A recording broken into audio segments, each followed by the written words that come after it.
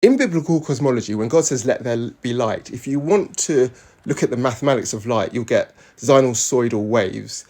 So you'll use circular functions to understand that. Moreover, when he creates the sun and the moon, they give off light, but they also are related to circular functions in more than one way, because they look like circles but are spheres, and they move in ways relative to the Earth that can be described by, again, sinusoidal waves, so circular functions.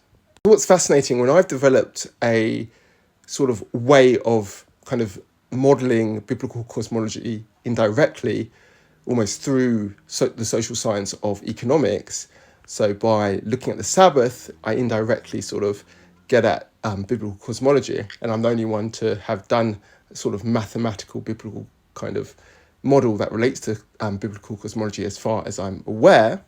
I reckon I am. But the interesting thing is that it also relates to the circle. And so what's fascinating is, if you go to like the beginning of Genesis 2, when the Sabbath comes in, the mathematics that I'm using to model that links to the mathematics of God saying, let there be light, and also creating the sun and the moon, which he describes as signs. And the Sabbath is also described as a sign elsewhere in the Bible.